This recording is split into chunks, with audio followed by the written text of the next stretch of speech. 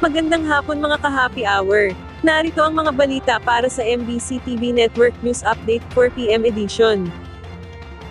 Arawang subsistence allowance ng AFP personnel itinaas sa 350 pesos. Inaprubahan ni Pangulong Ferdinand Marcos Jr. ang mas mataas na arawang subsistence allowance para sa mga tauhan ng Armed Forces of the Philippines sa 350 pesos mula sa 150 pesos. Ito ay sa bisa ng nilagdaang Executive Order No. 84 ng Pangulo kahapon na isinapubliko ngayong araw ng Sabado. Ibibigay retroactively ang mahigit sa dobling pagtaas ng allowance na 200 pesos simula noong unang araw ng Enero. Nakasaad sa EO na mahalaga ang pagtaas ng subsistence allowance ng lahat ng mga opisyal at enlisted personnel ng AFP para sa pagprotekta at pagsusulong ng kanilang kapakanan bilang pagkilala sa kanilang mga sakripisyo at dedikasyon sa pagdepensa at paninindigan sa soberanya at territorial integrity ng ating bansa.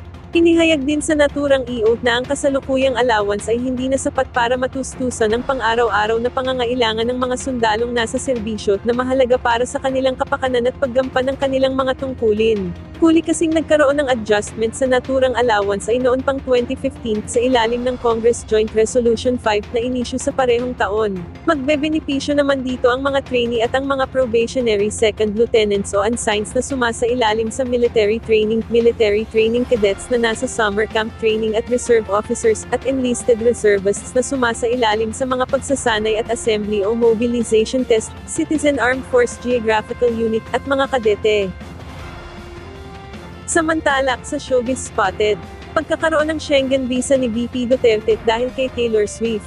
Ibinahagi ni Vice President Sara Duterte kung bakit agad siyang nakapunta sa The Hague, Netherlands para dalawin ang amang si dating Pangulong Rodrigo Duterte. Sa pagharap niya sa mga Filipino sa labas ng International Criminal Court, sinabi nitong kaya siya mayroong Schengen visa ay dahil kay Taylor Swift.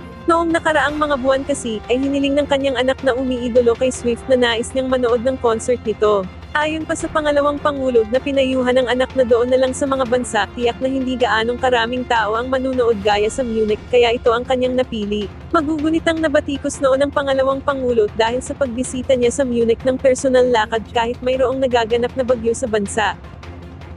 At yan ang mga balita para sa MBC TV Network News Update 4 PM edition. Abangan ang mga susunod na balitaan mamaya para sa 5 PM edition.